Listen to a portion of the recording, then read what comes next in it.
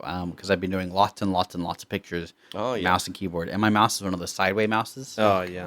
Moose. Moose. Yeah, moose is Sideway good. mouse. Sideway mouse. I think it's mouse. You got it.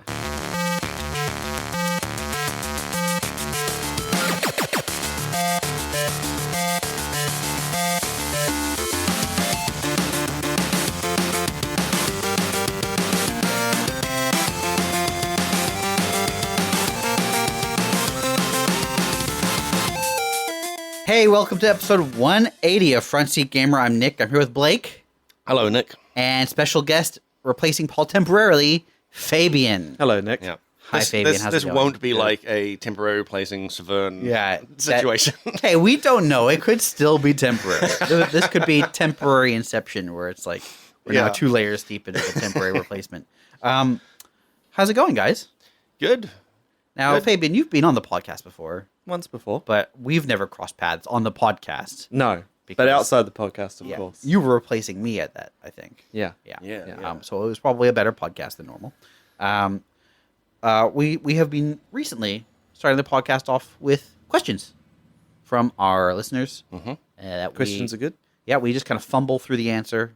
Everyone leaves disappointed. Yep. We mostly just guess. We at guess things. at things for about That's 20 minutes, and then we move on. It is so funny that's like a good chunk of the podcast is us guessing. Or like vaguely remembering things. I think was there a thing in there? Didn't we spend like half an hour trying to remember what World of Warcraft was like 20 years ago? And we Just were- half an hour? I'm sure we've done that across multiple episodes. Hey, let's start off with this question, more like a comment from Carlols, who says, hey, I just want to say I really enjoyed listening to you guys. Always an instant listen when a new podcast pops up in my feed. Thanks, Carlols. That's awesome. good. Not something we can talk about at great length. So don't bother commenting. No, I'm kidding. We love Good. It's good to get compliments. It is. Nick It was is. just saying before the podcast, you get so few compliments it's true. in life. Yeah, in life, I get so few compliments that. So at the start, here's a little peek behind the scenes. We start and end each podcast with me clapping loudly as a sort of marker on the sound timeline for Blake to edit. And Blake often says, "That's a great clap," or something to that effect. Yeah. And the fact that it's this compliment about something that's so inconsequential really drives home how few compliments I get. And it's such a genuine compliment too, because I literally am like, that's a good clap. So stoked about it. You can go home and tell your wife. She'll be happy for you. King Clapper here. Honey, you'll never guess what I did today. Bash open the front door. Clapper's home. The clap is back. All she hears in the distance is getting louder and louder as I get in the door. That's not ominous. This is from Fuwa-san. They say Kenshi is an incredible but frustrating game to do blind. I hope to hear you talk more about your discoveries in the future. I'm also loving the new front-loaded comments format. Smiley face. Well, you would, Fuwa-san, because you just got red. You just got red. Yeah. You just got red to filth.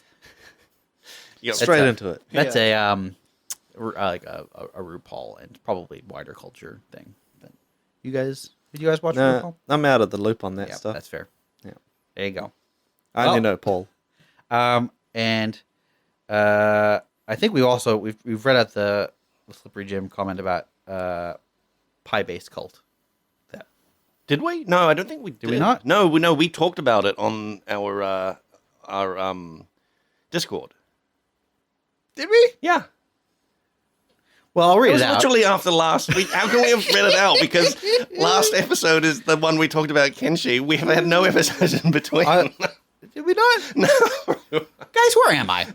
All right, this is from Slippery Jim 8. He says, "Damn, Kenshi, you've unlocked a core memory for me. I accidentally started a pie-based cult, and we had a harsh competition with the Bee Empire. They were censoring our pie-based authority. I should clarify that this was happening pre-launch in the game's forums. The admin ended up banning the use of the words pie or bees. It was a pretty fun time. No idea about the game, though. Never really got around to playing it much. That's so funny to me. That is great. Why don't we talk a little bit about Kenshi? I played a bunch of it before last week. I played a little bit between. Blake. I've been playing it for probably a good week now. Yeah. I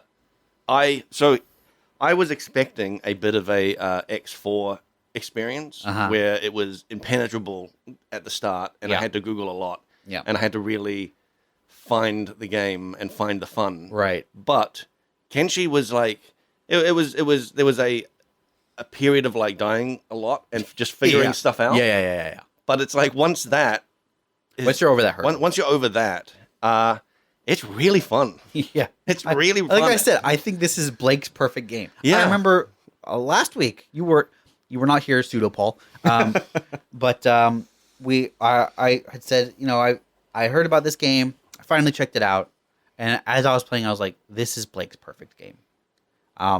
Things about Blake you may not know: he loves games without a win condition. He loves survival games. He loves village management games. Oh, he loves village management. That's his thing. I'm loves always sending him stuff like that. open world. Loves open world. Love it. Yeah. He loves a hard, harsh difficulty curve, and if it's like inscrutable, like if you have to have 14 different wiki pages open, Yeah. then like he is in heaven. And this was my reaction to Kenshi. Now, look, it's easier to get into than X4, Yeah. but I think that's because X4 is the barrier is the UI. Yeah. It is so many options and so many different little minutiae for just getting stuff done. That's not the case with Kenshi. But Kenshi's inscrutability is more about the world, Yeah, it is. and the difficulty, Yeah. and the stat system, I guess, and how all Yeah. of these things interplay. The UI I was like so pleasantly surprised by, because there is like literal like just help things on it that tell you what That's to do. true. Yes, Like there's actual things that say, And they pop up at Yeah. contextually appropriate yeah, times. unlike X4 that tells you nothing. Yeah, that's true. I will say there are weird things about the UI. For example, if you want to pick someone up, no, that's bad. That's a bad example. If you want to knock someone out, or do certain actions, if you want to, for example, attack a neutral Yeah. player, a neutral NPC or like a neutral animal, Mm-hmm. you have to hold down right click Yep. for a little while Yeah. for a menu to pop up, and then you have to hover over the option you want and then release right click. Very strange. Like most right click menus are you right click and the thing is brought up and then you make a selection with your left click. Right. So does right click do something else when you click it instead of right holding? click is I think it's RTS style movement. So I guess that's maybe why they Yeah. did it. And you can also, if an enemy is just flagged as hostile, you can just right click on it and they'll attack. Yes, but they're often only flagged as hostile because they're After. already attacking, Yeah. Yeah. which is not ideal. Yeah. I think I did have a bit of a helping hand, because you did explain a few things like that to me before I started playing. Yeah. So I knew I didn't have to worry about that learning curve, because I already knew about it. Yeah. Now tell me, who are you playing as? What have you been doing? Oh, I'm playing as a man and his dog. Yep. I also, just briefly on all the starting things, I like that they just straight up tell you the difficulty, right, of these starts, Some of them are, One are of funny. One of them says difficult, like, is it difficulty? And it says dodgy. Dodgy. Oh, what does that mean? Okay, that's one where you start off as two people in a cannibal camp being attacked by cannibals. It's just dodgy. And the NPC is like, we should have walked into this cannibal camp. This looks like a bad Funny. situation. And then you beat up, you get put in cages, and you get eaten alive. Yeah.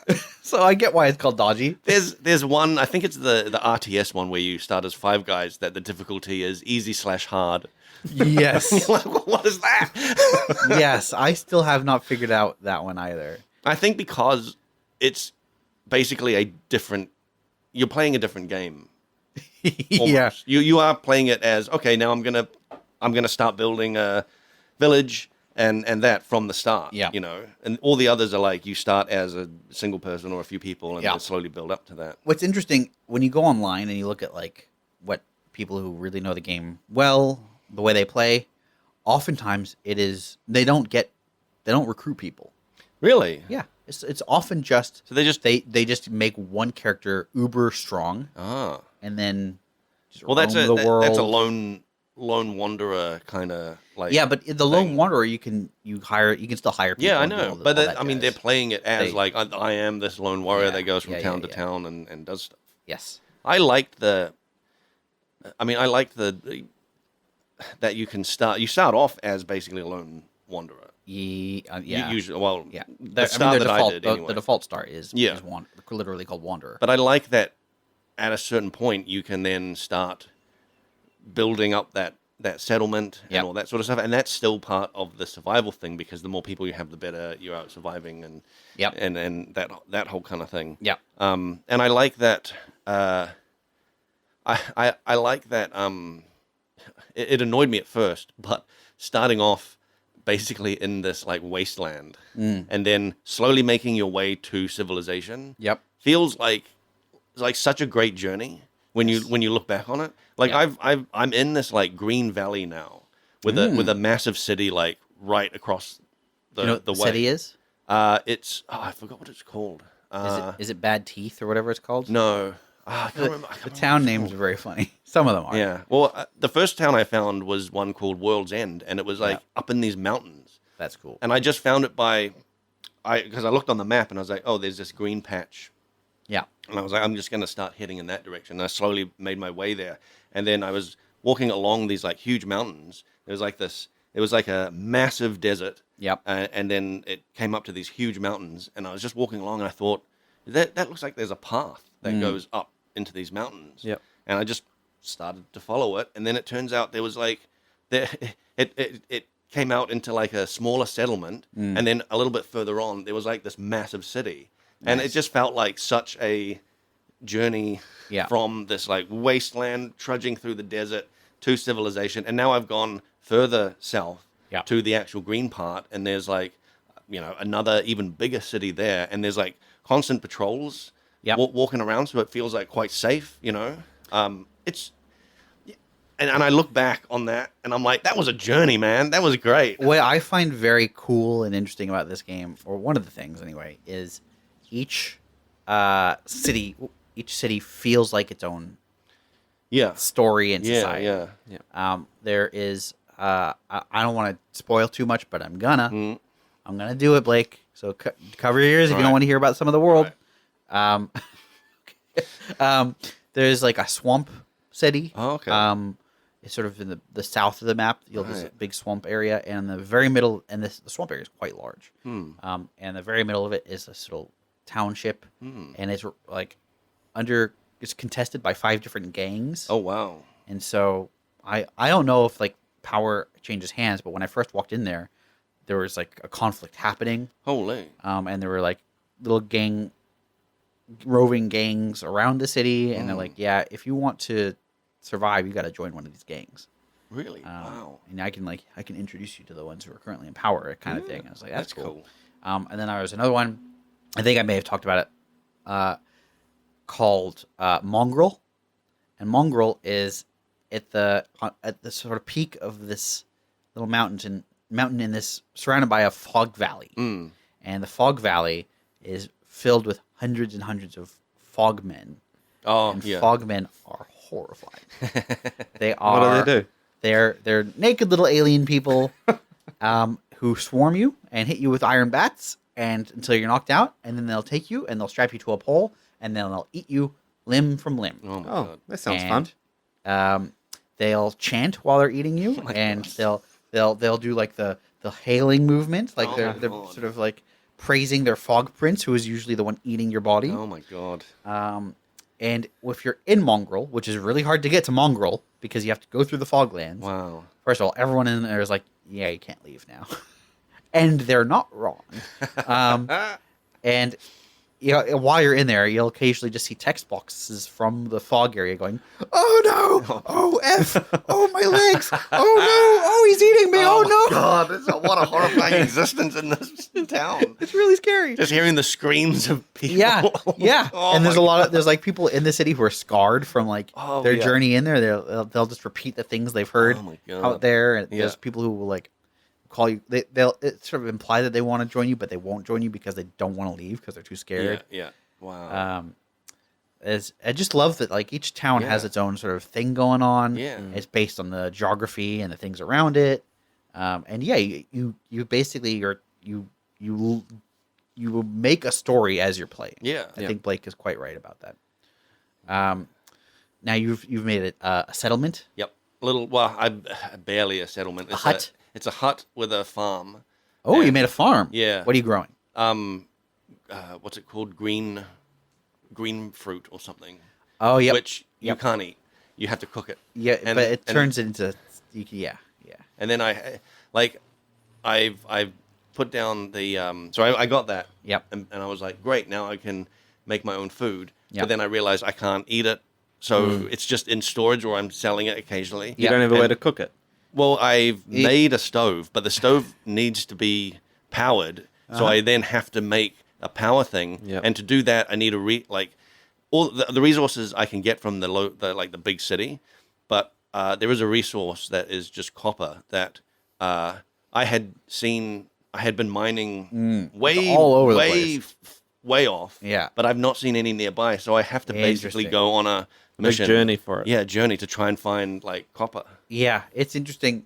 You can very easily make a settlement in a place that you don't realize is horrible. Well, I set it up. I've got two iron nodes. Yeah, right iron next is to me. iron is so useful. And I've got iron. I've put a fence around one of the nodes, Yeah. so I'm just like safe in my little. So you live in thing. a little mining camp. Yeah, I got a little mining camp basically. Yeah. It's a mining town. Yeah. But then it's like, okay, now I need copper, and I have not seen copper for like ages. You only really need copper for the power plant initially. Yeah. It's only until like tier 3 tech, I Right. think, that you start needing copper for other things. Yeah. And that's like electronics specifically and like some of the higher tech stuff. So you can Yeah. get away with iron for most things for a long time. I would be surprised if there was no copper around you. I'm curious. I just have to go explore because I haven't, like this Green Valley that I've been, I haven't explored much of it. I basically just like found the big city, then set up a mining town. Yeah. And then that was basically it. I've basically been trying to then just get enough money to buy food Yep. from the Oh, city. dear. Yep. So I'm just like mining, Yeah. selling. That, Yeah. But also what is good, there are these river raptors Okay, that walk around. And they actually, They're pretty tame. They don't sound ferocious. yeah, when I first saw them, I was like, "Oh my god!" And I like I'm snuck pretty sure all they're around them. herbivores. Yeah, they don't Or they're actually attack scavengers you, or something. Yeah. but the guards will attack them. Yeah. So every once in a while, I just go out and I find a load of like dead Nice. raptors and skin them, and that's a good income. Do they have as well. meat? They have rotten meat. They have like Oh. like gross meat. Yellow yeah, meat. the yellow meat. They're not getting the red meat? No, Oh, that's a no. shame. There's a few dogs around that I kill for that, but bone Yeah, dogs, I think they're yeah. called. But I mostly am just straight buying food from the city. Yep. Yeah. Yeah, you'll be doing that for a while. Yeah. But with the green fruit, if you get some rice, you can start making gohan, Okay. which is just rice on vegetables on Yeah, rice. yeah. Yeah. And that's like really, That's neat. really nutritious food. Okay. When you got knocked out in that game, your food always gets stolen, eh? By scavengers usually, yeah. But not always. I saw that in that Tool Solo thing. Yeah. It's like every time he gets knocked out, it's like, oh, they took my food. Yep. And leave everything else. Yeah, the hungry bandits will take your food. The other kinds of bandits will take kind of your valuables. There are some people who won't take anything. They'll just like beat you up. Like, okay, That's annoying. Well, so there's an area in the desert, sort of Yeah. towards the middle of the map, and I did not save this game because I was just I was like, what's out this way? So I took my whole group and I went out there. They all died because wow. there's these giant sunbeams that will sort of Holy. sweep across the What? land, Oh my burning God. everything in their path. And there are hordes of robot enemies called Skeletons? primitive thralls or something Oh. like that. Yeah, Oh. they're skeletons. Yeah, Skeletons. And they'll just beat the crap out of you, and then move on. Wow. And if you start getting up, they'll come back and they'll beat the crap out of you again. Oh my God. And there are dozens and dozens and dozens of them, and they rove all over the Wow. place. And then there's like beak things. Have you encountered any beak things No, yet? I haven't. Those might be the scariest thing in the game. Wow. The only things I've encountered, like monster-wise, are those river raptors, the bone dogs, and these weird, like, big insect things with big legs. They look like... Are they skin spiders? Yes. Yeah, those things are pretty scary Yeah, too. yeah. And there's red spiders that are smaller, but Oh, they I haven't- swarm I and they haven't deal. seen them. They don't have a lot of health, but they will like slice limbs off like nothing else. Ooh, You're just wow.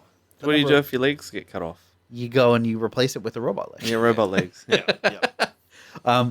But first you have to stop the bleeding. Then you have to have someone carry that Yeah. person because Yeah. otherwise it'll take The them whole... ages. I really like that whole, like, first aid thing as well. Yes. Well, like... It feels very survival. And Yeah, it's just it really scraping does. by. Yeah. One thing I think that game captures extremely well is that sense of this is everything's out to get me, and Just doomed all the time. yes, exactly. Yeah. And anything you do, you're just barely keeping your head above water. Yeah. For the longest time. It's That's quite- always the most fun parts of like survival games, though. Is Yes. that early game, and if you can stretch that out as long as possible. yeah. Because when you start getting, really good gear, and then it just becomes kind of steamrolly, it Yeah. instantly just dies. Like, Yes. well, for me, it does anyway. I don't find it very fun. Yeah. Yeah. This is true for I think almost every survival game, and Yeah. I think a lot of different survival games have taken different paths, and I think it's like kind of a well understood problem. They're trying to do different things to solve this problem, like Icarus, which friend of the podcast, Jake, is now like one of the lead designers on. They have like sort of session based gameplay, and then there's like games that give you like regular waves of attacks, which are just a goal to work towards or against. I don't know that anyone's really 100% solved it. Yeah. I don't know. It might be an impossible Yeah. problem to solve. At It's some point, you're always going to get powerful, I think. that's How do you stop that from happening too often? yeah. Yeah. Part of the issue is most of these games don't have a win condition, right? They have failure conditions, and then it's always like dying, starving, whatever else. But rarely is there an end point to the survival. It's no longer nothing pops up and says you survived. Yeah. Congrats. Yeah. It's interesting. Valheim, and I guess other games as well, do the tiered bosses Yeah. as goals, but then you also like that just delays the problem, because when you get to the last boss after that, you're like, what do I do? And really, it's just wait a year for the developers to add another one. Yeah. Like Valheim has got like a couple of planned expansions where they're just adding new biomes and new bosses. And that's but when everyone will jump back it in. just right? and everyone will jump back in, but it's just it's just adding keeping the track going. Yeah. V Rising had something similar. Yeah. Yeah. I don't normally play too many survival games. I suppose my genre of survival is like extraction shooters, like Tarkov and things like that. Yep. Because it's just constant tension Yep. in that small time frame. The only extraction shooter I've played is Deep Rock Galactic. Have you played Deep Rock Yep. Galactic? Deep Rock's pretty good. Is Tarkov better? I think so. Okay. But that's because, for me, I prefer, realism and like real guns, real gear, things like that. But can you dig just directly into the ground? No, there's no digging. What's the point, right? No digging. Yeah. I see posts about Tarkov come up on Reddit often. And I have only just now learned that it's an extraction shooter. Oh, wow. I knew it was a shooter. Yeah. But when I hear Escape from Tarkov, I don't know. You think there's a man chasing after you named Tarkov, and you have to I escape from him? I don't think that's it. But to me, it sounds like maybe is Tarkov a city? Yeah, that's And the location of the The game. goal is just to get out. Yeah, but you never actually get out, you know? You keep It going seems, back. Yeah, you it seems keep going odd, back. right? Yeah. You could definitely leave You a never city. really escape. Like the big joke of escaping from Tarkov is when you uninstall the game. You know? You escape. Now you've escaped. Yeah. Yeah, that's funny. Do you play like with like a regular group, or do you just go with randoms? by myself. Okay. Oh, I'm always solo. okay. Yeah. That's an interesting dynamic for an extraction shooter. I don't like playing with other people. In Deep Rock Galactic, they give you like a little robot companion, because I think a lot of things in that game literally don't work by yourself. Yeah. So they're like, here's an AI that will do some of the co-op things that you have to do. Take me through a session of Tarkov. So you pretty much, in your inventory, load up, gear up, put all Yep. your stuff on, buy whatever you want from traders. Yep. Get all your meds, all your ammo, all your stuff all together. Okay. And then you load into a map. Yep. Depending on what map you want to pick. You can pick the time of day. There's either it pretty much rotates around a 24-hour cycle. So Yep. there's a nighttime cycle and a daytime cycle, and you can just pick between those. Then you load into the map, and then all the scavs spawn and PMCs, the other PMCs spawn. Yep. And if you're doing quests, you might have a specific quest you need to do on that map. Otherwise, you're pretty much going in and killing stuff and taking their things and trying to get out. Okay. I get really greedy, so like I'm like, I should probably leave now, and I'm like, I'll take that, like I'll kill that guy, get that guy's stuff. Yeah. And it always ends badly. Like greed always kills. Are you? Is it like? Are you playing against other players? Is it like PvP extraction? By default, yes, but I'm playing a modded version. Okay. Called, SP Tarkov, which is a single player one versus like everything's Yeah. AI. Yeah. So normally in the base game, scavs are all AI, and they've got crappy gear and stuff like that. Yeah. And then the PMCs are the actual other players, and Right. they bring in their own, risking their own gear into the game. Yeah. And when you kill them or they kill you, you take stuff. Okay. And so the economy outside of each match is sort of the meta. Yep. So you've got like cash or whatever, and you're buying things, and the goal, I guess, is to end up with more value in loot when you leave than when you enter. Pretty much. And Yep. what happens if you keep losing? It gets really hard. Can you run out? Can you end up as just like a guy in your underpants running around trying to slap dudes, take their? I mean, their- you could, but there's a system to try and get around that, which is called a scav raid. So you can actually go into the match as a scav yourself. So it's a player-controlled scav. Yep. And those are on, by default, I think, a 20-minute timer. So if your scav dies in that raid, you got 20 minutes before you can do it again. Okay. And they load into the match. You still get to pick that stuff, load the map and all that. Yeah. But you just have a complete random loadout. Whatever the scav has at the time Gotcha. that you load in with. Okay. And whatever stuff they've got in the inventory. So they might have like a chest rig, no backpack, no armor, no meds. Or they might have a whole bunch of meds and crappy gun. Yeah. So the whole point is, You start off with some bare minimum stuff, and pretty you can much. maybe get a profit. Yep. Okay, cool. That's interesting. What got you into this game, considering it's solo that you're playing? A friend had it. Yeah. And he let me like log into his account and try it. Yeah. And I realized I liked it, so I bought it. That's it. That's how I got into it. Yeah, it's a pretty direct Yeah. path. Yeah. And you're like, I think I'm going to keep it solo the whole time. Yeah. The reason I don't so much like playing with other people is because there's no UI for your teammates. You need to know what they look like, and you got to be constantly Right. communicating where you are and stuff like that. Yeah. And every time I play with teammates, I kill them because I don't. I'm like, is that you running in front of me? Oh, I don't know. Yeah, Boom, Are you you Yeah. playing with randoms, or are they No, like I play with Stan, Right. and I've killed him many times. Just funny?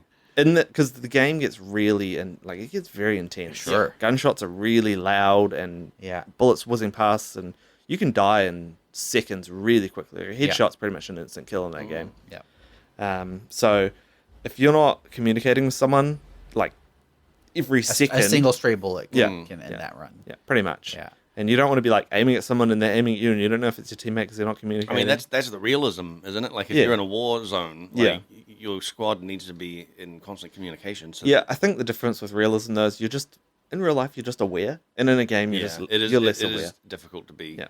fully aware in Yeah. the game. Yeah. Even if you're talking, it's not the same. yeah, it's not. Yeah.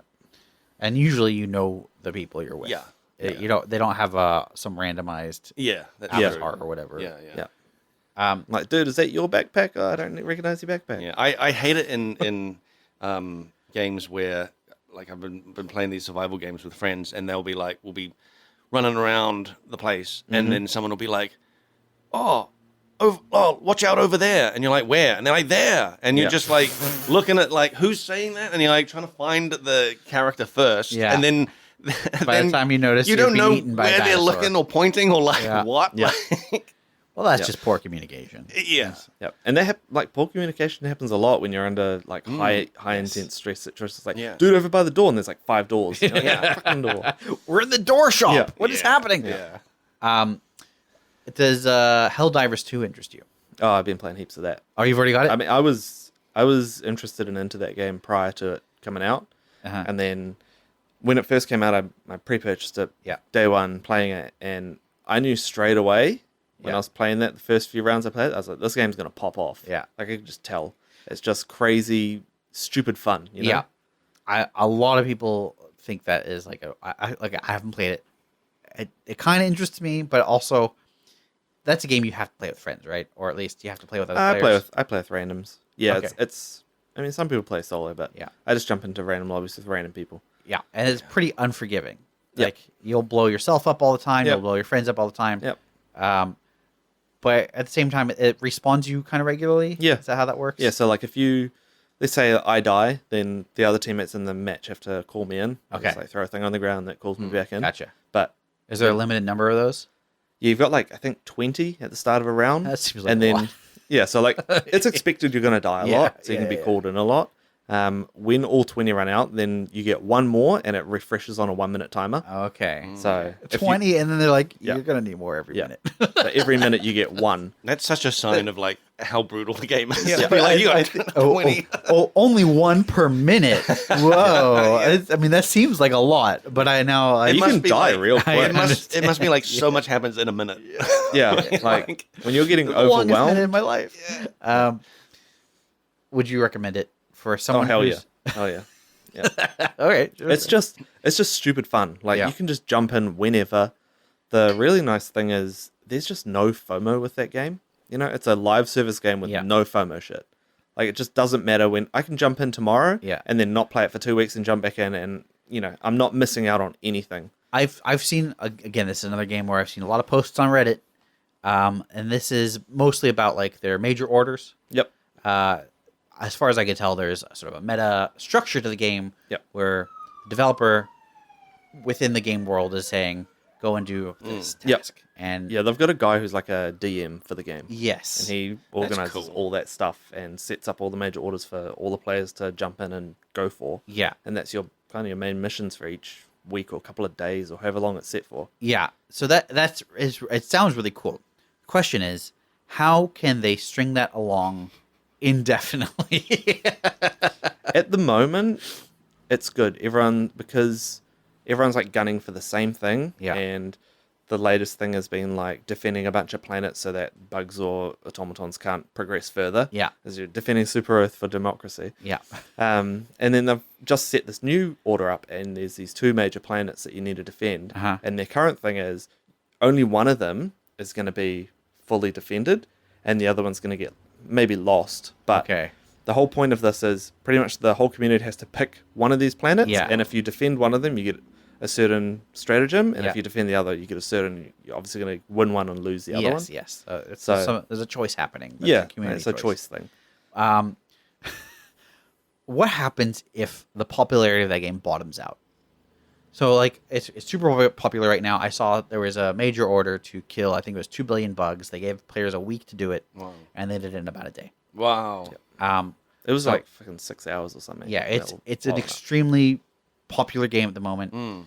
Let's say they put out a big patch, and they got a new major order, kill 4 billion bugs. You have a week to do it.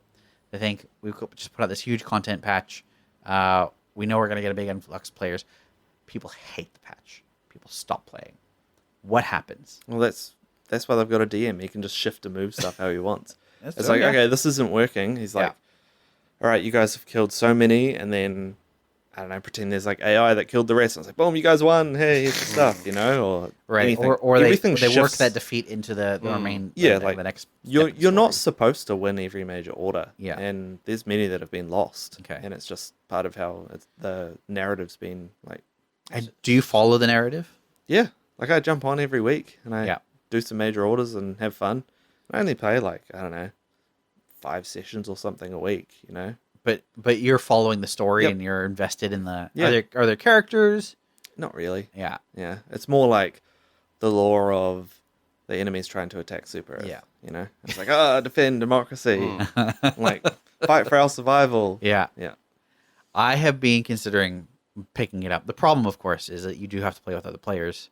Blake, Yeah, I am going to pick it up. you are? Yep. All right. Should we try and organize a thing? Yeah. Do I a think do we a should. group thing? Yep. I think we should. This is exciting. It's fun. Like even I just play with random people. I just Yeah. join random lobbies and just dive with them, and they might be Yeah. running off that way, and I go the other way. You know. I did that with Deep Rock Galactic to mixed results. Yep. I've never really liked playing with randoms But like, Yeah. In the early days, I did because I didn't have many friends. But then it's like, well, I'd prefer not to, or play single player like you've done with Tarkov. Yeah. Yeah. I play most games single player. Yeah. Helldivers, I just jump in random lobbies. Like I don't voice chat to people. I don't even type to people. Yeah. Like I just pretty much follow what they're doing and then do my own thing. This is why when I was playing World of Warcraft, I used to put off going to dungeons for as long as possible because Helldivers is a bit more forgiving. Yeah. You don't really have to hyper coordinate to Yeah. do stuff, It's like two dudes can go off and do all the That's cool. major Yeah. stuff while another dude's wandering off Yeah. looking at other things. Yeah, So- and it's not like in Deep Rock Galactic, for example, you have very specific mechanical tasks. So, for example, you might have one where it's just go and mine a bunch of stuff, and that's pretty straightforward. But then there's one where it's like you have to find these specific locations, put pumps on them, then connect all of the pumps to your ship using pipes, and then you have to go and actually repair all the pipes. And it's like all these specific steps, and you need everybody actually doing the job, Yeah, or else there's no progress made. Yep. It's But like it sounds like yeah. Helldivers is literally just shoot the things, Yeah. be more effective than not, and you'll win. Yeah, there's like one example of a mission is launch the ICBM missile, right? And usually you have to, on the low difficulties, there's only like one thing you have to do: go and collect the codes and go and launch it. Yep. And then as you go into higher difficulties, it's like go and start the generator, go and start the pump, Yeah. send fuel to the thing. And those are just side things. You go and do those, and then you go and do the main thing. And Gotcha. all it is really is go to a terminal, put in like a arrow combination, Yeah. wait for the thing to do its thing, do another thing on the terminal, and just defend it in between. Gotcha. Yeah, so you could do it by yourself. Right. Oh yeah. Now, Deep Rock Galactic and Tarkov have these meta progressions. Deep Rock Galactic, you're earning money, but across matches, you upgrade your gear, you're a little more effective. And the next one, and you can kind of have a loadout or a build. Tarkov, I would imagine, based on what you're buying. Yeah, it's based on what you have access to. Right. So at the very start of the game, your traders are all level 1, so they just sell garbage. Yep. Crappy ammo, crappy guns. Right. You can't really mod them much. And then as you progress, stuff that you bring out of raid, if you, let's say you kill like a dude that's like a Giga Chad, Yep. he's like juiced as heaps of gear. You kill him somehow. Yeah. You manage to kill him, you can take all his stuff. Yeah. And if you get out with that, that's all your stuff now. You have the huge, awesome backpack, really good armor, good guns. It's just your equipment now. Yeah, but the problem there is you might kill someone that's like got really good gear that's way better than what you can buy currently. Yeah. So it might be, oh cool, I've got this gun, but I can't actually buy like decent ammo for it. So there's kind of no point me taking it in right now because I'll just probably die with it and lose it. Right. Like, you're gonna lose your stuff. You're gonna die a lot. Yeah. Yeah, you're gonna lose your stuff all the time. Yeah. They've got a thing called insurance, so you can insure different gear. And if you die and it doesn't get extracted by someone else, then in a couple of days it comes back to you. A couple days. Yeah. Is this a couple days real life? Yeah, Oh man, that's Oh like boy. yeah, it's like rough. over time. Maybe not days. It's like, Right. I don't know, 12 Some hours period or of time. something. Yeah, sure. You get your stuff back, Interesting. whatever wasn't looted. Those systems are interesting to me. yeah. Do you have then like your own sort of arsenal of tiered weapons that you're like, this is my good gun, but if I lose it, this is my next gun, and if I lose that, this is my Pretty next much, gun. like I'm a hoarder. Like, Yeah. I just collect shit. I'm like, oh, that's a cool gun. And I extract with that, and I've got it. I'm like, might use that sometime, maybe I won't. And I just save it there. Do you use your best stuff, or do you put your best stuff away and go, I can't ever do this? It's I so pretty much good." put my best stuff away. And I'm like, I'm going to use that when I'm good and ready. I'm never good and ready. When I feel like I'm good at the game, I'm gonna risk this stuff, and it never gets done. Like, the funny thing is, maybe it's just a mental thing, is I'll gear up with my best stuff. Yeah. This happens every time. I gear up with my best stuff. I'll Yeah. go in and I just get clapped. Yeah. And then I'm like, I gear up with like really crappy gear and like a pistol. I'm like, okay, I'm going to go in. And I just play differently when I've got really crappy stuff. Probably and I end up less coming out cautiously. Yeah. And so you get the jump on people. You're you Yeah. know, a little quicker to move around. And, Yeah. Pretty much. Because there's inertia in the game too. So when you're Okay. heavy, you can't like sidestep very fast and Right. like, lean fast and things like Gotcha. that. Yeah. Interesting. I do like it when games create a situation like that where actually gameplay wise nothing has changed, but because of what you're doing or what you've like collected or whatever, Yeah. your attitude to it changes. Where suddenly the world seems so much more dangerous Yeah. than it was like Yeah. 5 minutes ago, and you're Yeah. like nothing's actually changed. Yeah. in Helldivers, is there a sort of meta structure to that as well? Not really.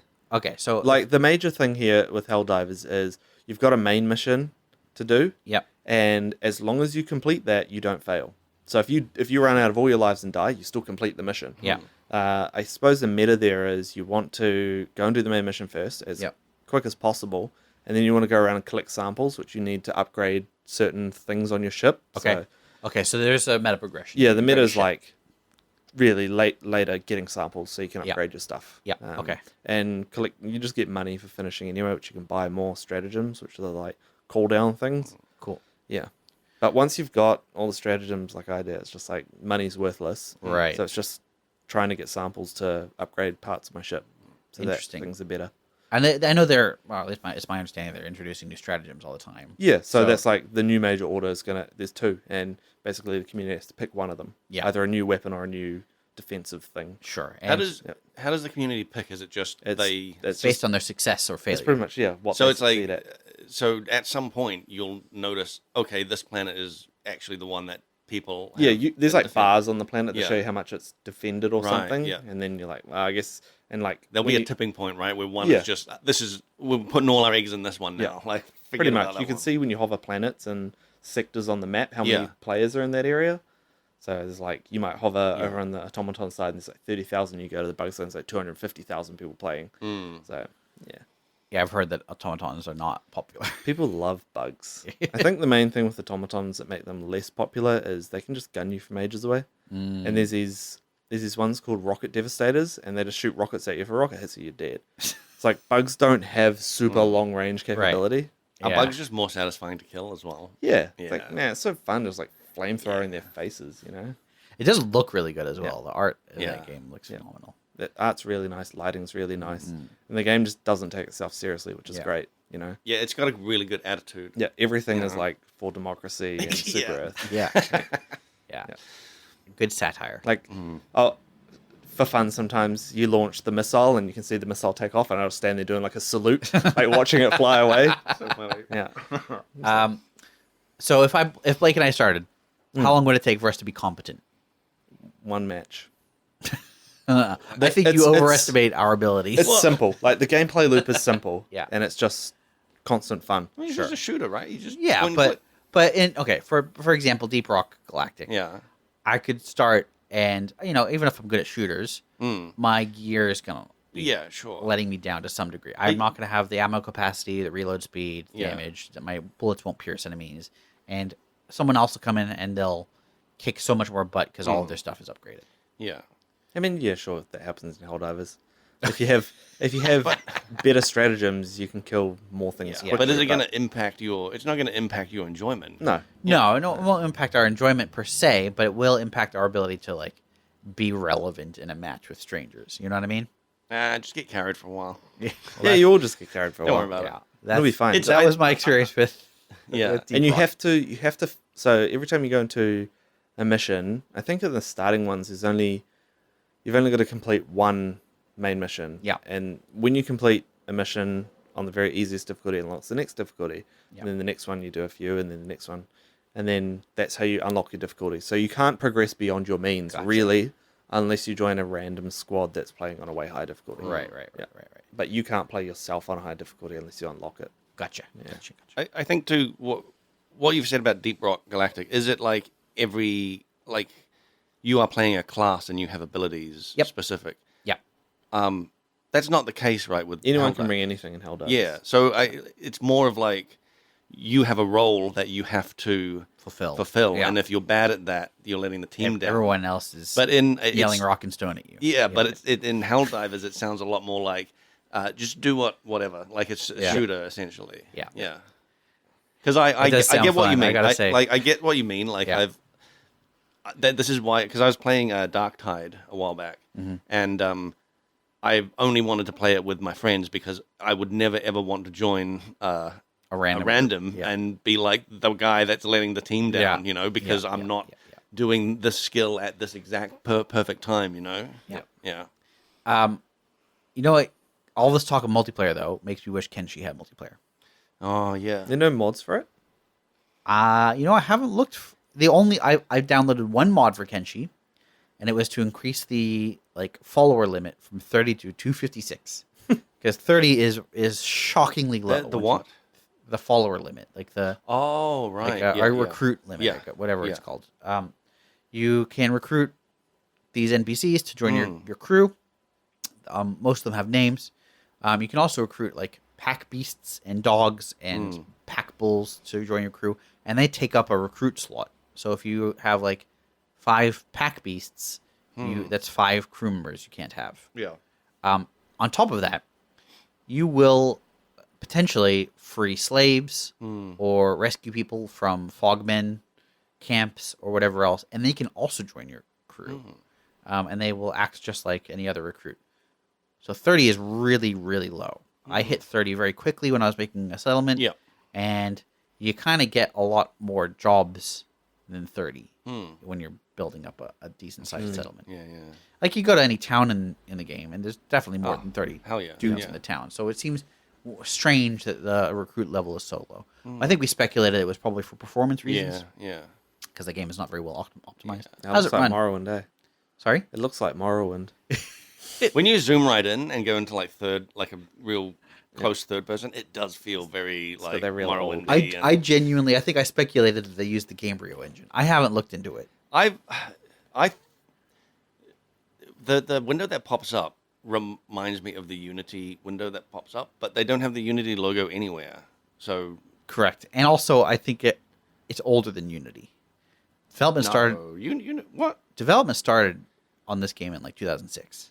Oh yeah, maybe it is. So Yeah, Unity started sort of popping off around 2010, 11. I remember because they came to IGN when I was working there, Oh, wow. and they're like, "Yeah, we've got an asset store, and you can buy a wastebasket." Tarkov's all on Unity. Yeah. Yeah. A lot of games have moved away from Unity. Yeah. Not surprised with that debacle. Yes. Yeah, Yes. yeah. They just announced Slay the Spire 2, sequel to, I don't know if you've heard of it, Slay the Spire. Heard of it. Might have been a surprise. Wasn't sure if you knew that was where I was going with that. It's not called the Slay the Spire. You're thinking of the Facebook. Yeah. And Facebook 2, the sequel. No, they were developing on Unity, and then they swapped to Unreal, and I assume that's going to delay everything. But what a weird thing to. What I've heard about that is that guy had been part of. Was it John Riccitello? I can't remember. He'd been part of either EA or one of the Yeah, he one was of like the an big old publishers, EA and CEO he was notorious for bad Monetization. Yeah, monetization and Yeah. bad microtransaction. And then basically tries to do the same thing there. Yeah, it is a classic corporate greed, short-sighted profits for, because that's how. Yeah, I don't even. Is Unity publicly traded? I don't know. I don't know either. I don't know either. But oftentimes, a publicly traded company is driven by short-term profit because they have to constantly increase profit Yeah, quarter by quarter, yeah. because that's what their share price is contingent on, and share price is everything. It's a bad system. Yeah. It's a bad system we live in. I've always thought it's the weirdest thing to be you have to always be making more than you did last year, even if you made so much. You make $1 billion. If you make $1 billion the next year, you're a failure. Yep, that's right. But that's a lot of money. That's so much money. It blows my But mind. it wasn't $1.1 billion. Yeah, that's You the know. thing. Yeah. So what do you do? If I regularly make $1 billion a year, I'm pretty happy. I guess. I guess $1 billion is pretty good. It's why privately owned companies seem to be the way to go. Yeah, yeah. Like Valve, yeah. they're making billions a Yeah. year. Yep. No one actually knows how much they're making. Yeah. That's how much. Billion they're and one. Whoa. Yeah. Those are Well, some profits. That's if they had shareholders other than Gabe, you'd Yeah. yeah. Anyway, We should talk about Dragon's Dogma. Should we? Yeah. have you guys been playing? I finished it twice. Finished it twice. Okay. I did So my you- first playthrough and then New Game Plus. So to answer my question, you have been playing. Yes. yes. Blake, have you been playing? I've been playing, yeah. We talked last time I talked about it, I'd played A little bit. but Yeah. I've played a lot more now. But I've not finished it once yet. Okay. I've only done 150 hours. Oh, my God. Okay. Yeah. Those are rookie numbers. Yeah, exactly. You gotta pump those up. So, tell me about it. Well, you want to talk And about Blake, you brought it up. Come on. Okay, sure. You're earlier than I am in the Well, game. yeah, I am earlier in that. Well, I mean, I don't know what to say. Hey, let's talk about Dragon's Dogma. Okay. I got nothing. I thought that I thought that you would probably have a lot to All say right, about it okay, because okay. you've Let me- played it, and you were not only that, you were looking forward to it. you I know. love it. I don't want to put you on the spot or anything. Hey, Blake, step aside here. Tell me the name of your pawn. Oh, okay. So my pawn and my arisen Yeah. are a combo, right? Okay. They set up specifically a combo. Yep. So my arisen Yep. is a beastren, right? He's a cat man, Okay. and my pawn's also a cat man. Okay. My arisen is king from Tekken, and my pawn is armor king from Okay. Tekken. Very nice. I like it. That's good. I That's had good no. stuff. I was like, okay, I know I want to play like a beastren, Yeah. and I was like, what am I going to do? And I was like, I'm going to model my characters Here's- after king and armor king. I love that idea. The problem is you have 2 other pawn slots that you recruit from other players, correct? Yeah. So, have you got Kuma? No, Have you got no, I've got no one else in Yoshimitsu? Tekken. No, Have you got Jin Kazama? no. Have you seen any other No, Tekken characters? I haven't. I've seen multiple kings. Have you? Yeah, That's not just funny. yours. That's funny. Yeah. Have you got an Eddie Gordo? No, I've seen no other Tekken players. Martial Law? No.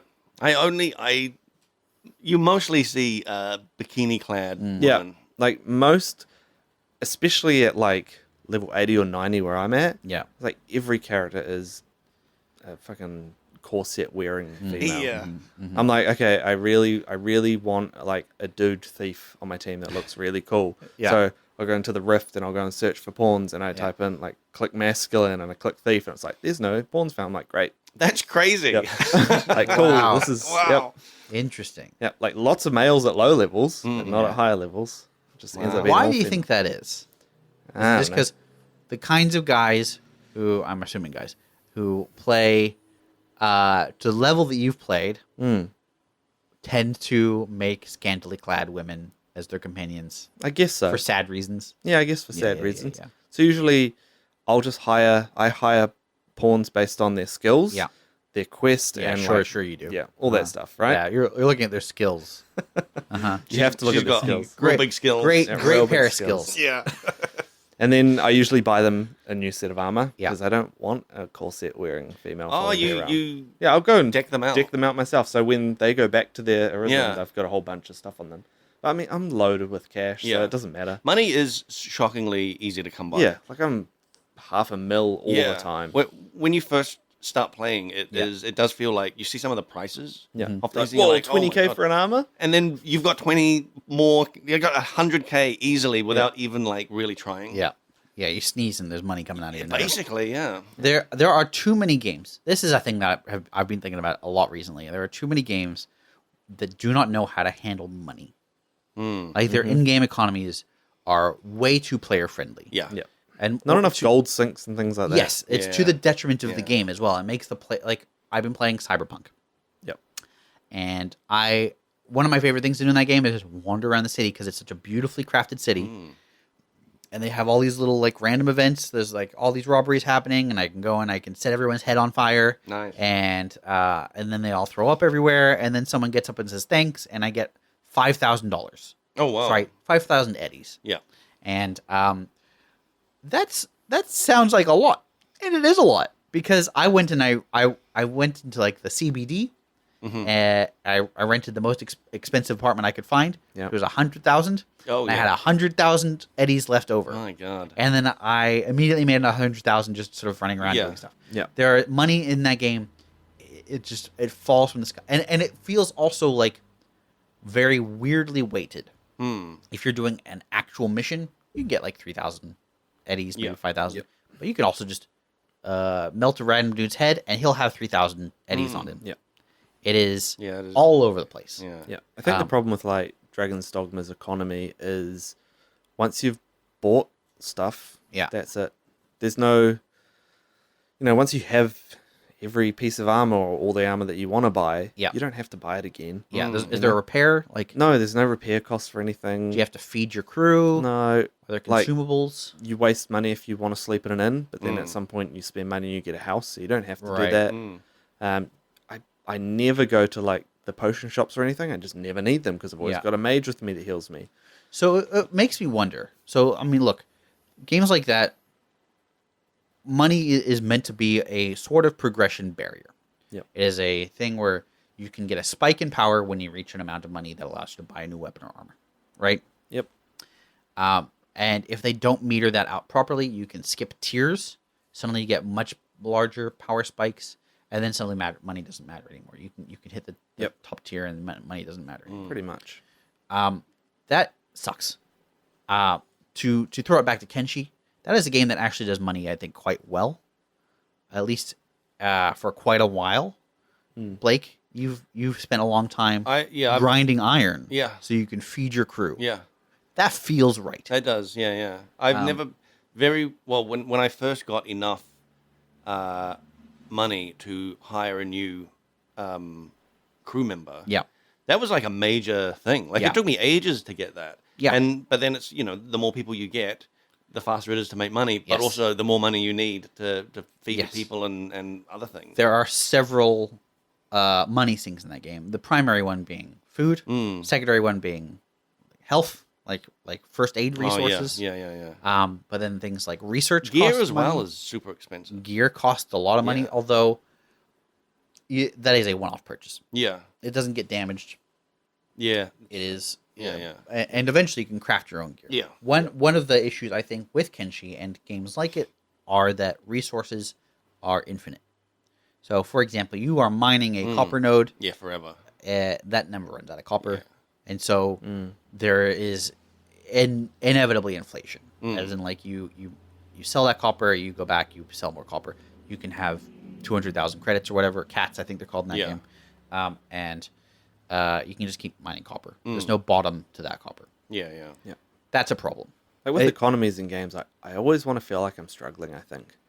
Where I'm just scraping by and I can buy, the decision I make on what piece of gear I want to buy is really important. Yeah. Because it's like, okay, this sword costs $20,000. And I'm like, I'm not going to get that again for a long time. Yeah. Do I buy that or do I need more defense? And I Yeah. have to pick. It's not like, oh, I'll get that sword and in 10 minutes I'll go and buy that armor. I think a good methodology I've seen is when you've got the cost per point of power increases exponentially. So like a sword that costs 20,000, it might deal say 100 damage, and a sword that costs 30,000 deals 105, and then a sword that costs 50,000 deals 110, whatever. So the cost per point of damage goes up and up and up.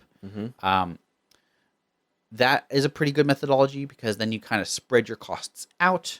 It means that the actual strict spike in power is slower. Yep. It means that you can kind of stretch out that tail of like buying stuff for a while. Yep. But even then, there's something. I agree. I want to struggle for a while. I don't know that I want to struggle forever. I want there to be a point when it feels like actually I have made it.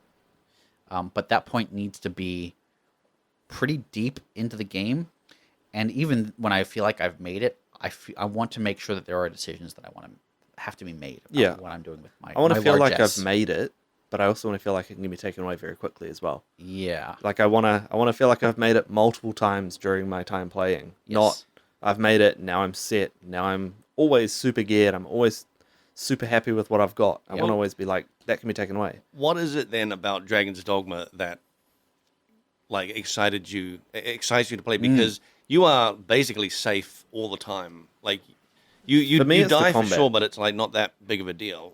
I just really like the combat. Like I think exploration and combat in that game is excellent.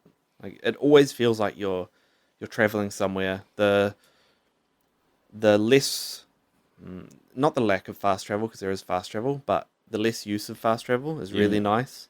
I like that a lot. Yeah. You can, like, later on in New Game Plus, I had heaps of fairy stones. I could just teleport places, but I still didn't. I just like traveling between But things. even then, you can only teleport to specific places. Yeah, You you can't can only just... teleport to specific places, or if you've got a port stone down in a place. Yeah. And Yeah, I think that's nice. Like, I like that it forces you to kind of run to places if you want to get places. And from what I've heard, especially from you just here, Yeah. it's fun to do. It's right? fun. It's really good fun to explore. That's to me that's like the ultimate test of a world's quality. Like how well crafted it is, how immersive it is how little you want to use the fast travel system. Bringing it back to my only current touchstone, Kenshi. No fast travel in that game. Well, you can speed up time and You can speed up time, but there are certainly times when I want to fast travel. yeah. That world is as cool as it is very brutal and also has very large, boring stretches by design. It is a wasteland, and one of the things you are trying to balance is like your hunger and health against enemies when there's just nothing else in the world. That is. Kenshi also does a similar thing. Gives me a similar feeling of exploration as like Dragon's Dogma does.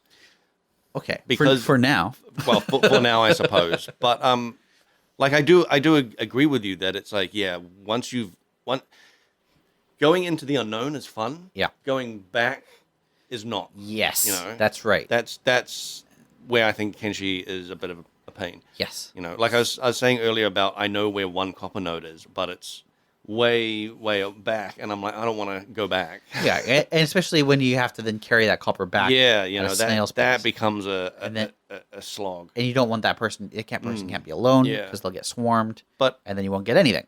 I guess like Dragon's Dogma, I'm excited to explore the unknown, but then also retracing your steps is still fun to me because, like, I think it is that combat. You know, Yeah, like the you could be combat's fun. walking along and then there's a troll where there wasn't a troll the last time. There was like a different, different monsters and Yeah. stuff, or just different things happening.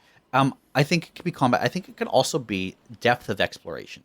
Cyberpunk and The Witcher both have, I would say Cyberpunk more than The Witcher, have a density of things to discover and collect. That retracing your steps, you still find stuff. Yeah. There's all these caches hidden around. There's little like just trash or whatever you can collect and sell. But then there's like you'll find like a data node you didn't spot Yeah. before, or there'll be a gang that has moved in and a random event, and there's just always stuff to do, stuff to find, and you feel rewarded for doing so. That is not true in Kenshi. You don't feel rewarded for retracing your steps. You feel often punished. Yeah. As part of the game's vibe, and that's fine. But it makes me want fast travel. Yeah, yeah. It doesn't. You can't really make it work in a game like that. How much can you automate that? Because like, what I really wanted to do in Kenshi was I had my mining camp and I wanted it to mine and then have a bunch of people take it to the city and sell. Yeah. But so far, I've had to do all that manually. I don't think you can do that. So as far as I can tell, their automation has like a distance limit. So I had in the base that I set up, there was an iron node kind of up a hill and then across the plains, and that was sort of the second closest iron node because the closest iron node, which is in my base, supports one miner. Oh, really? So I need more iron, and so I would send a crew, and there was actually a bunch of iron nodes in this area. You can have them automate mine something, and they'll often collect the ore when it's full, and they'll keep mining, which is great. They won't go back to base. That's too far away. Yeah. And if they're in base, they won't go to the mine. It's too far away. So I think there's a distance limit. Yeah. So you can't have basically merchant caravans set up that basically just That auto trade. that auto. You do love your merchant I caravans. do love it. I love a merchant empire. Yeah. Yes, me too. Look, we've all played Mountain Blade 2. Yeah. Have you played Mountain Blade? Yes. Setting up a merchant caravan to go off and you Yep. just passively earn income. Yeah. Fantastic. Well, I love it. X4 as well. Yes, you know? X4. Yes, auto trading. Yeah. Until the price bottoms out, and then you're like, well, dang, Yeah. I have to go through my 14 ships. That and economy is too volatile. well, no, if anything, it's too predictable.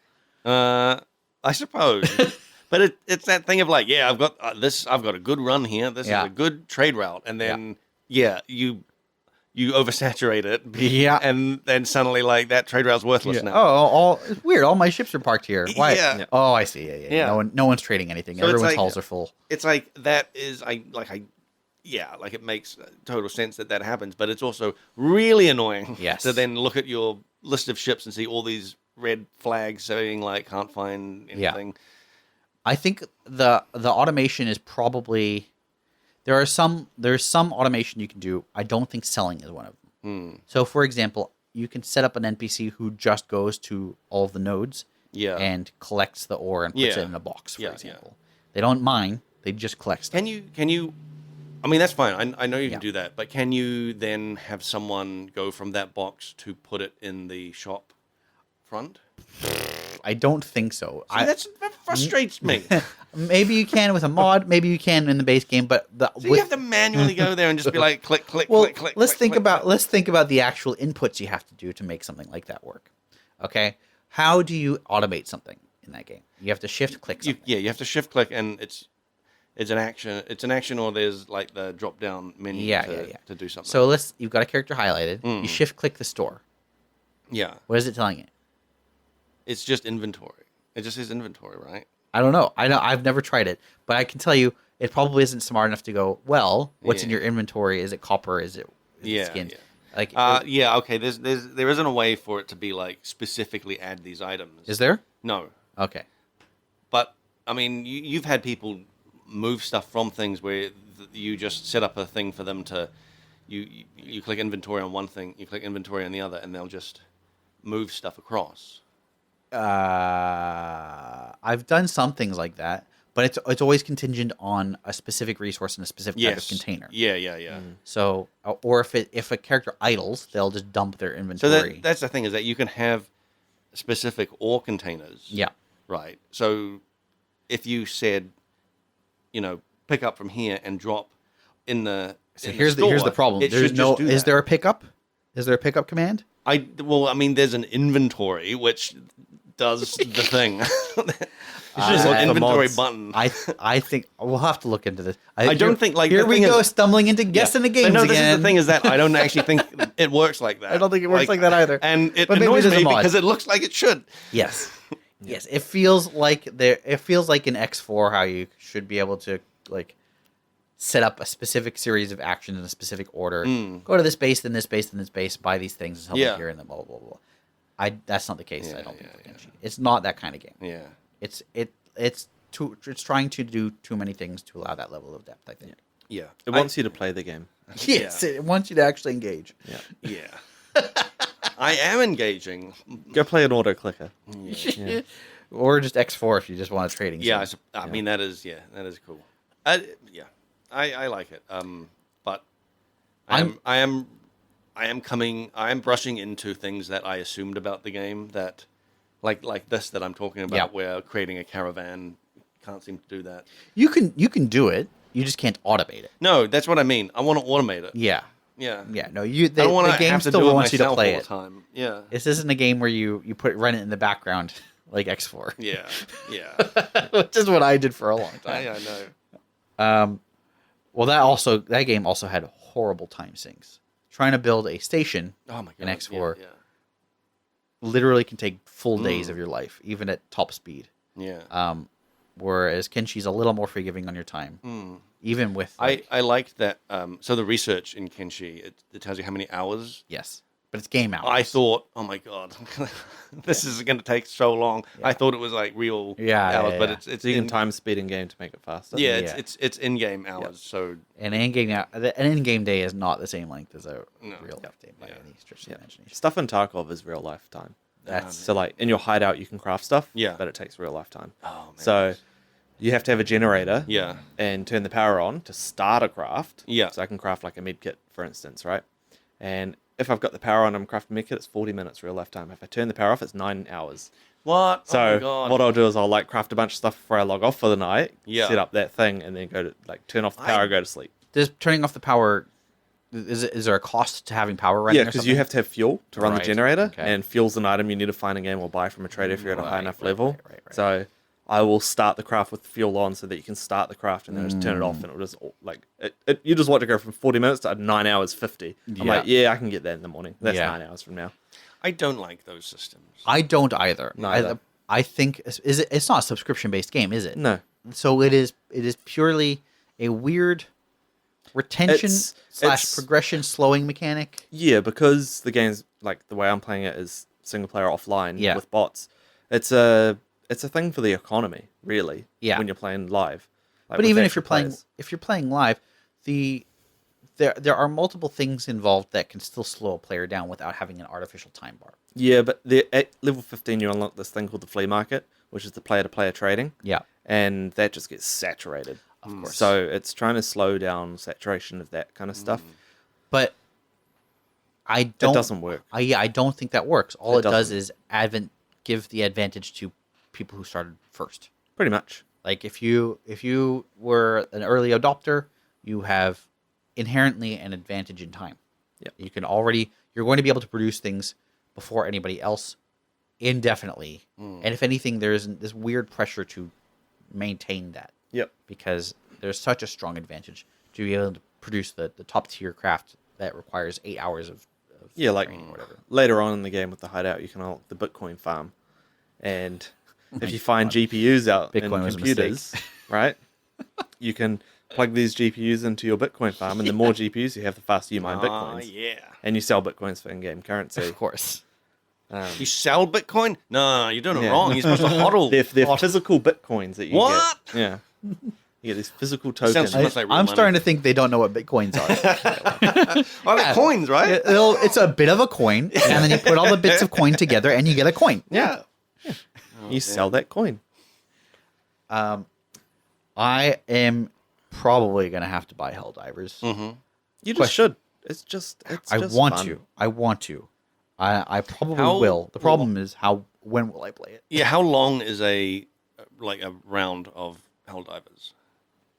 30, 40 minutes. Okay. We could probably do an evening, a couple rounds in the evening. Yeah, I maybe only so. I only do a couple and then hop off. Yep. Yeah.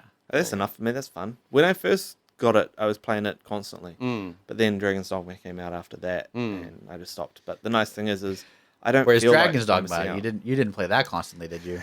I played that constantly. Yeah. Well, how many hours again? 150. Yeah. When did it come out? Started this month. Yeah.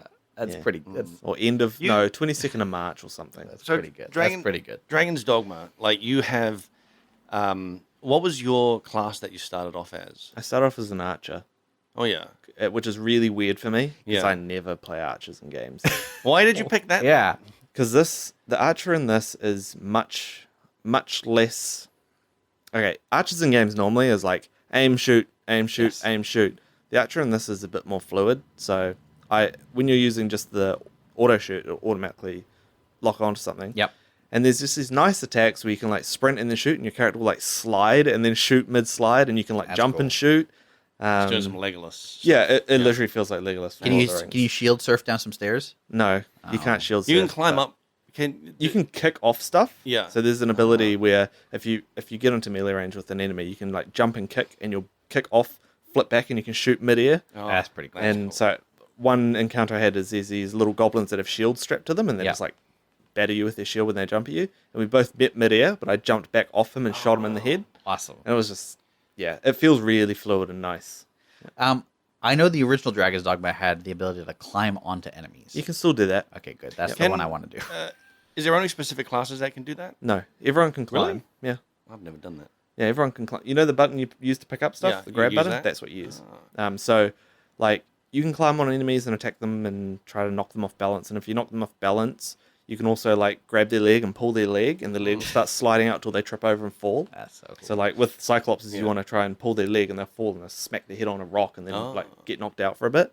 And I that's don't- when you can do a big attack. I had a really funny encounter with a Cyclops that was, he was on a bridge, and during the fight, the bridge broke, and I was on one side of the bridge, he was on the other. Yep.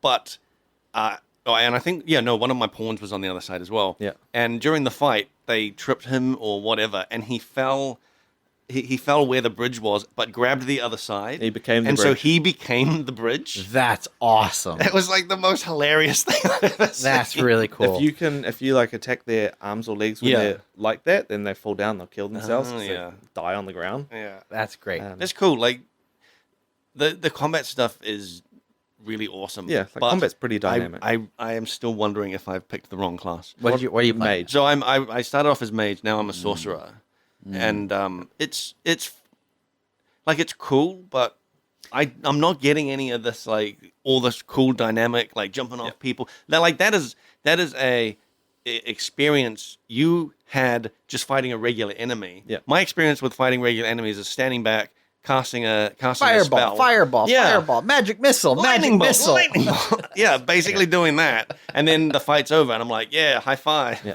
I played sorcerer last. And I Yeah. was like, yeah, this is fun because I'd already played heaps of like the melee classes and everything. What class do you consider your favorite? Fighter, Oh, fighter yeah. and warrior actually. Okay. They're both good for different reasons. Yeah. Fighter I really like because if you just time your block, you deflect and then you can do like a heavy attack on them and pretty much usually instant kill things. So fighter's all about kind of deflects and blocks. And warrior's just really good because you just don't get knocked around. Yeah. Like, you'll find when you play melee classes, you get knocked back and knocked around a lot. Oh, But yeah. fighter, you can just hold your stance Yeah. and do like big charge attacks on Oh, things. that's cool. Like really cool. So I had this one encounter where I was playing as a fighter and I was fighting an ogre, and they do this thing where they'll like if they're a little bit away from you, they kind of jump into like a flying drop kick. But he flying drop kicked off the edge of a mountain and killed himself. I was like, that was great. Like he tried to get me, but I was on a slightly lower incline than him, and he just like drop kicks over my head. Yeah. Yeah. Now, we don't have much time left, but I do have one more question. There's a bunch of controversy surrounding the launch of Dragon's Dogma because there were microtransactions, and we've talked about this a little bit on the podcast previously. This is apparently kind of a trend among Capcom games in particular, where they will just throw extra microtransactions on top of the game. They're not really necessary. They're not mandatory. The game doesn't push you towards them. But there was a lot of backlash from Dragon's Dogma in particular. I think in part because the game was so expensive at its base level.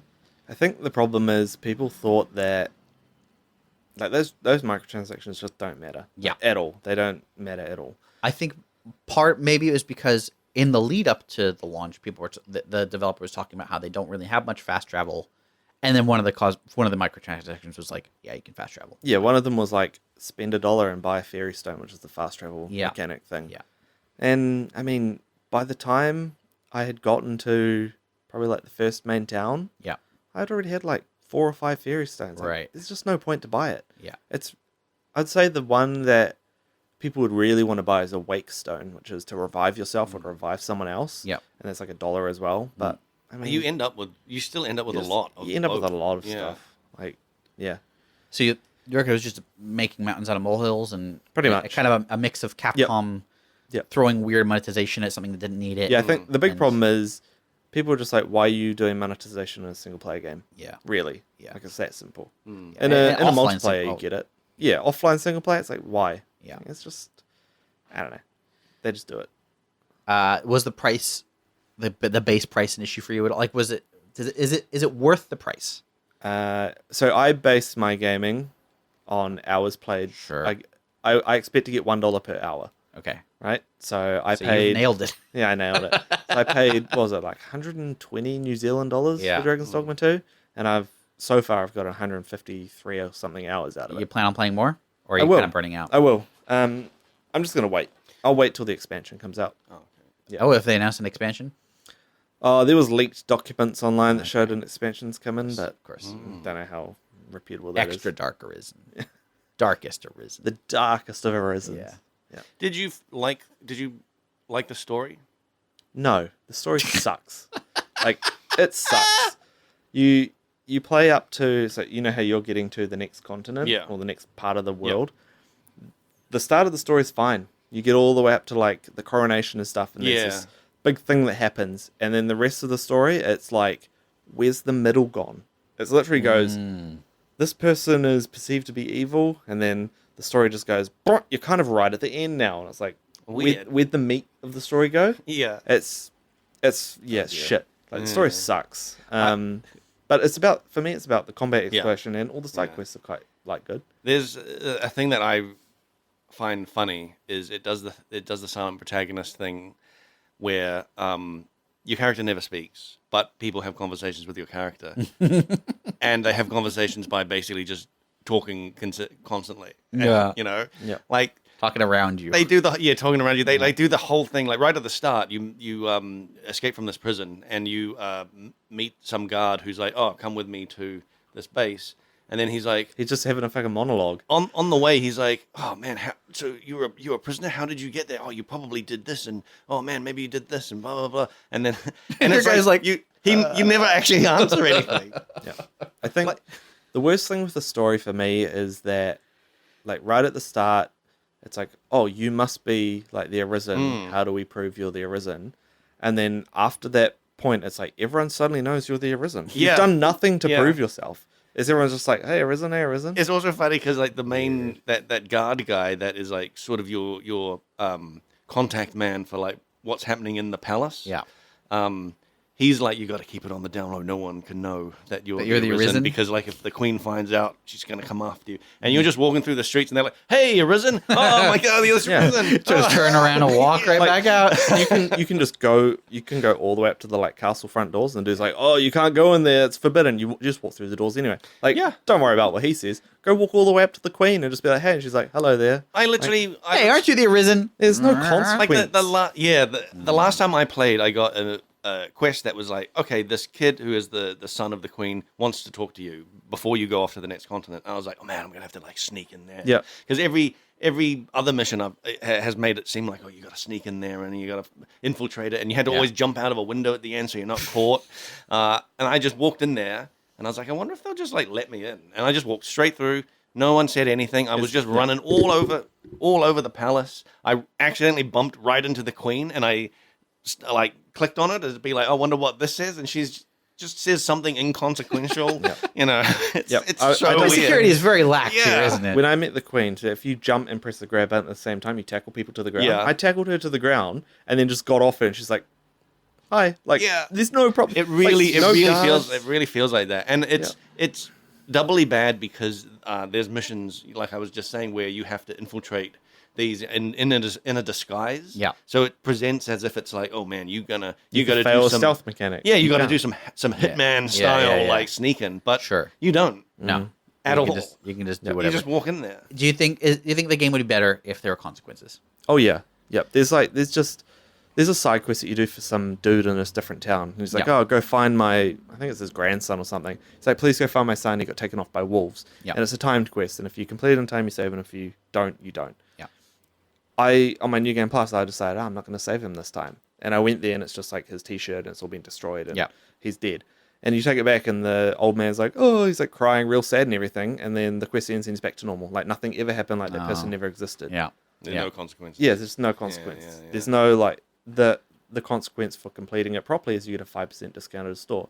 If you don't complete it, you just don't get a discount. There's hints I mean, that there's a slight consequence, there's but it seems it's not exactly. Yeah. Yeah. there's hints at a more vibrant world like that though. Like there's early on there's a quest to help a little girl find a like ingredient for her grandfather's Yeah, little potion shop. Yeah. Yeah. And like you meet her in this one town, this little town, and then you do that quest, and then she's like, "Oh, great! Look for me when you get to the city." Blah blah blah. Yeah. And you'll just be walking through the city, like looking at all the new stuff. Yeah. And then she just comes running up to you and is like, "Oh, hey, thanks for helping me. Here's my grandfather's shop." And the grandfather's like, "Oh, thanks for helping her out." And blah Yeah. blah blah. And here's like, I'll give you like discounts or something. I can't remember. Sure. You know. And So it a success. Yeah, it's like consequence. it's kind of like, sure. oh, this is like kind of vibrant thing, and then there's like a town that you save from monsters, and then slowly over time it builds back up. Like the ruined buildings are like That's cool. rebuilt and stuff like that. Yeah. But like, yeah, but then you just But then you can just rob people. Yeah, then you can just- tackle the queen. Yeah. You just walk into So, people's houses and steal just a bit all their stuff. inconsistent. Like, it's Yeah. like All really the weird. meat of the story is very front loaded, and Yeah. then it kind of just peters out very quickly. Oh, that's a shame. Yeah. Well, maybe the DLC will fix that. Hopefully. My understanding is the original Dragon's Dogma was kind of mediocre, and then Dark Arisen made it awesome. Yeah, like the combat and exploration and everything. That's what really held me for all that time. Yeah. So it was just fun. When I agree, like there's a combat and exploration, and that feeling of you are a D&D party. Yeah. You know, Yep. like you've recruited your crew. Yep. You know, and you are exploring Sucks to be a worlds pawn and though, dungeons right? and stuff. Like, Yeah. are you the hero? No, that's not me. I'm a pawn. They're You know, the when in chess we get traded, and we're sacrificed all the time. That's me. yeah. That's what funny- I am. That's another thing is that when I first started playing, I felt very weird just trading out other people because it was like playing Baldur's Gate. It's as if like, you just trade out Lae'zel hero, for some I'm here other to- like person. Like, I'm a sorcerer. I'm here to help you. I can cast magic. Oh, you're taking me. Okay, well, bye. Yeah. All right, see ya. Yeah. Oh, the thief. You're gonna go with the crime guy. Okay, Yeah. sure. Okay. Good luck with the dragon. Bye. Yeah. it felt really weird like doing that, and I'd be with like I was very hesitant to trade them out, and then I didn't realize. I think you told me this. I didn't even notice that they don't actually level up. So I get to a point where it's like, actually, I have to trade them out now. Oh, interesting. And the first time I did it, it felt like a very like, goodbye, friend. You know, Yeah. it's been a good journey. And I get this. It's this feeling of like, you're always just meeting a new crew of people, and that. But then you can bump back into a pawn you had before, and they're all like, "Hey, we meet again," and it feels like a reunion. Yeah. You're like, Hey, are you any stronger? No. Well, Okay. actually, they are Bye. because Oh. they're other people's pawns who will okay. level. Yeah. le- So only level you up. and your pawn level up. Yeah. But the ones you Right. recruit don't. Mm. They're at the level that you recruit them at. Right. So, if you what I usually recruit do- them, they'll be strong. Yeah. So what I usually do before I let them go is I'll favorite them, and then let them go, and I'll check in the rift again to see if like when I check back at them, they're higher level again. Yeah, I can gotcha, re-recruit them. And I do get this weird feeling of like, oh, hello, old friend. Like we're meeting again, and they'll have different gear potentially, you know. Yep. Or maybe less gear because it's a bikini clad. Yeah, or whatever. And then Hey, I'll be where'd like, your you've shirt go?" changed. I don't remember you like that. All right. Well, we are well out of time. If you want to hear us talk more about Kenshi or Dragon's Dogma or I guess Helldivers, Yeah. email frenzyquestions@gmail.com. You could also email us if you don't want to hear us talk about those things. You can just email us for whatever reason. You can post comments, like and do the things that people ask on all the things. Yep, that's cool. Yeah. You can. It says here you can find us on YouTube, Spotify, iTunes, and all the podcast apps. You know, the more I think about this, why am I saying that? You're already listening. You know where you can find us. I wonder where people listen the most. We are all Ears, over the probably. because we just get distributed to all these different like podcast apps. Yeah. And sometimes I've found We're random Mr. apps Worldwide, that- baby. Yeah. Sometimes I've found random apps that have people have commented in, and I'm like, I've never. Oh boy. You know, like in like I don't know, Pod Surfer or something. Interesting. Yeah. Well, we'll be back in a couple of weeks. Fabian, you gonna join us, or is it going to be It's up Paul. to you guys, really. Paul? You're out. Fabian's no.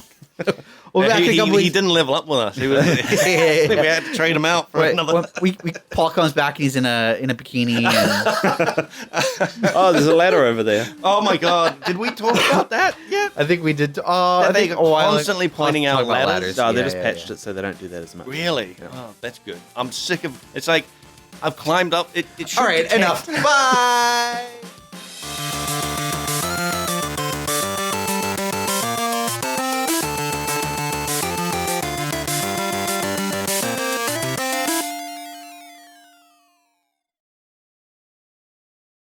You know anything about Kenshi? Yeah. I've been watching this series on YouTube, The Adventures of Tor Solo. I've seen bits of that actually. Yeah, Yes. so good. There's a mod. I think it's a mod that is a functionally. There's all these different starts, but some people felt like these difficult starts where you start off with nothing in a cannibal camp. Too easy. Yep. So So let's we're have no limbs. yeah. We start off as a torso with no money and no skills and no companions, and you're in the desert. Or no, maybe you even start off in a cannibal camp. He started off in the desert, and Okay. he scrambled his way to a cannibal camp. Oh my God! Yeah, That's right. and that's where he was like hiding under tables and stealing stuff off shelves. Now, if I recall, that one I think he started off as a robot, so he didn't have to deal with hunger. Yeah, Yeah. yeah. Then he was Which getting is- robot limbs and stuff. Yes. Well, you can get robot limbs as Yeah. any race. It's a great game. I'm really into it. I've Great. I'm built a little- so stoked to hear I've about. got a shack with a fence around it. Those fences are useless. What? The makeshift fences, the first ones, Okay. totally useless. That was not my experience. Really? Yeah. Have you made a gate? Yeah, I made a gate. The gate is fairly decent. Yeah. But the fence has like 1 hit point. And nothing's attacked my fence. Well, this is something I looked up because I was like, I actually Googled like, Yeah. makeshift fences, are they any good? Yeah. And people were saying that like there is some sort of AI thing that if there's a gate, they attack the gate. Yeah. And they don't attack the fences. Yeah. But if they can't path to the gate, they'll attack a fence. Okay. And I guess sometimes they couldn't path to your couldn't path it, and they. I'd be interested to see your base, but we can. I've made it public because I got a shop, Mm-hmm. which I had to apparently download a mod for because apparently the shops don't work so well. I've had people buy stuff from my shop. Okay. But it was just skins. Yeah. And it was from like a rowing caravan that I Okay. could have sold stuff to. Oh yeah. Yeah. So like the shop is merely a convenience tool. And you can maybe eke out a slight extra profit Yeah. if you're selling things that would normally have been sold. I've read people, basically saying that it's like it's not really a main moneymaker. So is it an NPC shop? So NPCs in the game buy from you? Yeah. Yeah. Oh. And they have done that, but I've downloaded a couple mods. One gives random NPCs more money because people go up to the shop and go, I can't afford any of this, and I don't know how to set prices. You can't. I don't think you can.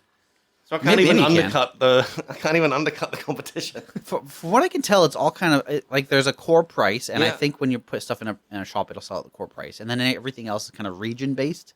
Like if you're selling to a shop, it's based on the region. Interesting. There's weird. lots of kind of weird systems in that game, and most of what I've seen from like people who are very good at the game, Yeah.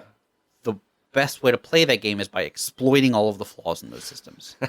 Like in the torso one, for example, like a lot of people will do stealth and thievery and assassination, and Right. they'll cheese their stats basically. Oh, Like, okay. stealth is just go to a place where there's some sleeping NPCs and just walk in a circle for like hours, Oh, and then yeah. like that annoys me. pick up and drop the same item over and over and over again, and you get thieving experience. And then like it's pretty lame. That's It's like Oblivion and stuff.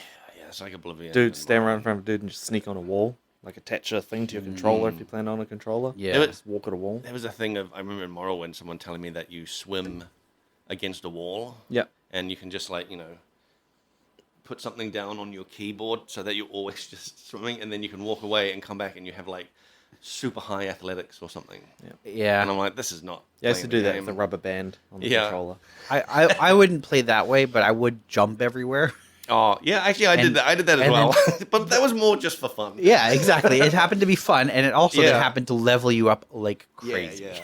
Yeah, jumping was up good. an incline. Yes. It is. It And then is. you'd hit the hill and not realize it, and you go, Yeah. whoa. It is fun Take a bunch of in. damage and level up. It is fun in Kenshi seeing the actual stats have an like effect on like my characters, because my first character, started off. I never really noticed him. Do we want to talk about this on the podcast? This is the podcast. Okay. I never really noticed him like getting better at stuff, like like running. Until somebody else joined, and I was like, "Why is my dude just like way far Way ahead? faster. Yeah. Oh, he's got 70 athletics, and he moves at 25 miles an hour. Yeah. He's the fastest man alive. yeah. Yeah. Yeah, I've seen that. The speeds at which people run in that game. Yes. That's crazy. And strength being all based on like carrying a bunch of stuff. Yeah. So the best way, like again, exploiting the systems. You carry a dead body with you? Yeah, you what you do is you fill all your bags with iron. Yeah. You get like the heaviest bag possible. Fill that bag with iron. Yeah. Then take the bag off and put it in your inventory, and it's still filled with iron. Oh shit. So you're no longer getting the weight reduction bonus. And then you pick up some dude's body, and then you just walk between towns, back and forth. That reminds me of like when people used to level up strength in Tarkov. They would just fill their bag with shotgun shells because they were real heavy, and then just walk around. That's. I mean, it's like. I mean, if you can do it, you're gonna do it. I guess. I mean, is it any different than in real life? Of people like, they just go to a place for an hour and like lift weights. This is the problem. This is the problem. Is that systems based on reality often are boring. Yeah. This is honestly what I found with that business game. What was it called? Big ambitions, Big Ambi Sounds, as you called it. Yeah. I remember when Paul was describing it, both of us were like really excited about it, and I was like really keen to play Yeah, it. yeah, we both bought it. Yeah. And then we realized, oh, there's a lot of cleaning floors. Yeah, actually, this is really tedious, and Sucks. yeah, This game's really boring. Yeah. I hate it. yeah. That's right. That's my cardboard box table, man. Spilled my coffee.